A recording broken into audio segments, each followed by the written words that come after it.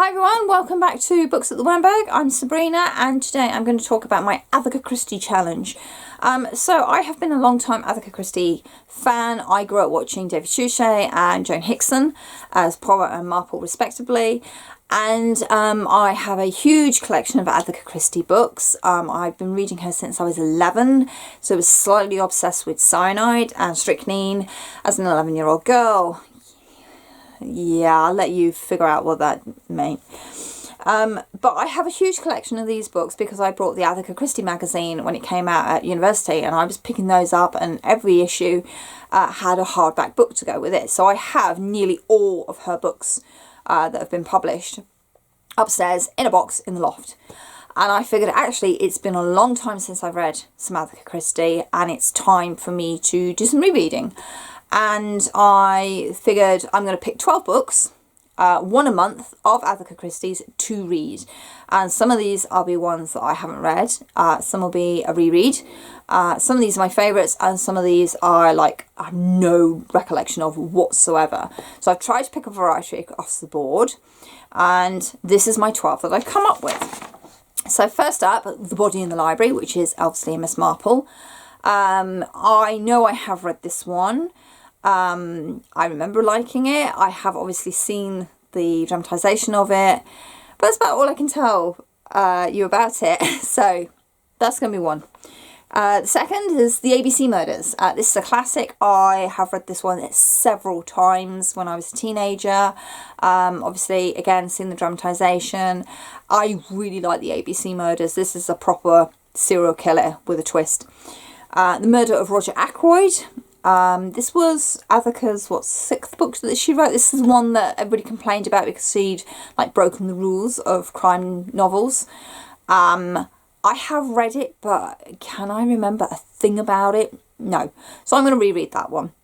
Sparkling Cyanide. This was one of the first Agatha Christie books I remember reading as an 11-year-old.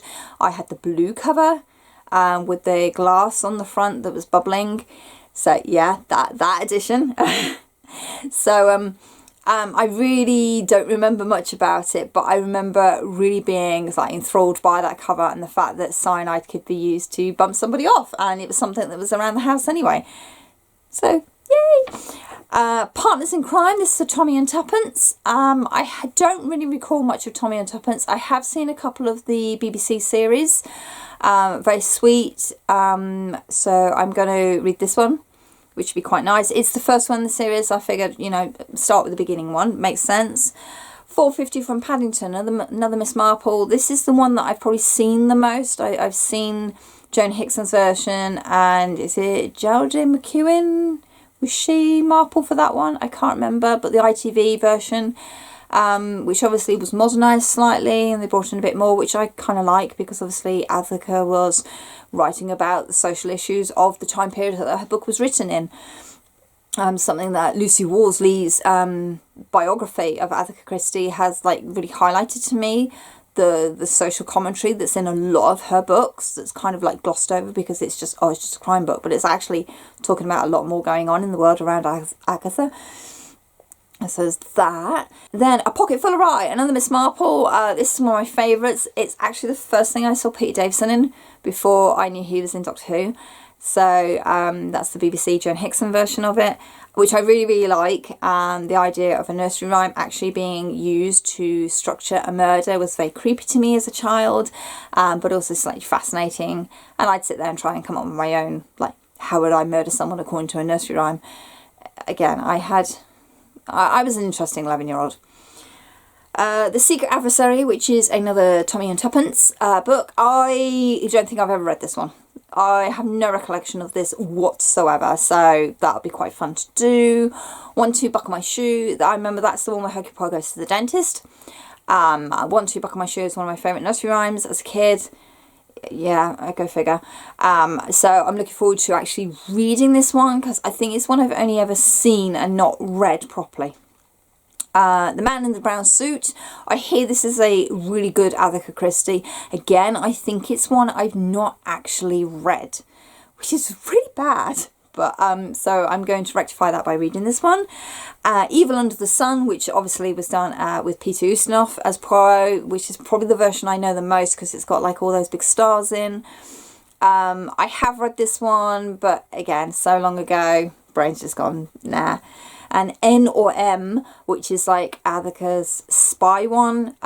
So she was writing it during the Second World War. She actually got investigated in case she was, you know, being given government secrets and all that, because some of the stuff that she wrote about was actually a bit close to home. But I do want to read that one. I remember I've seen this one recently on ITV and really liked it actually, because there was a lot of commentary going on about who the enemy was and who were our allies. So there's the 12 books. So like I said, I'm going to do, hopefully, fingers crossed, do one a month, which would be really cool. And, you know, will give me an excuse to get those books out of the attic and hope that they're all okay. And read some Agatha Christie, which would be really nice. I have just listened to a dramatised version of The Mysterious Affair at Styles that had Peter Dinklage as Hercule Poirot, which was really cool. And it's like, oh, I actually remember an awful lot about that book. Again, it's one that I've read many, many times. It's one of the first ones I had. So yeah, that was really nice to know. And it's like, yeah, that's kind of sparked my interest in doing this reading of Agatha Christie, and obviously the Lucy Worsley biography, which I finished listening to last month. It's like, yeah, I want to do this. It's been long enough now. Let's reread some Agatha Christie. So that's my Christie reading challenge that I've got planned for myself. I might put a list on Storygraph, I don't know yet. So if you want to find me on the Storygraph and follow that, you're very welcome to. But yeah, let me know your favourite Agatha Christie book down below, and, you know, who's your favourite detective, because obviously she has a few to choose from. As always, thank you very much for watching and happy reading. Bye.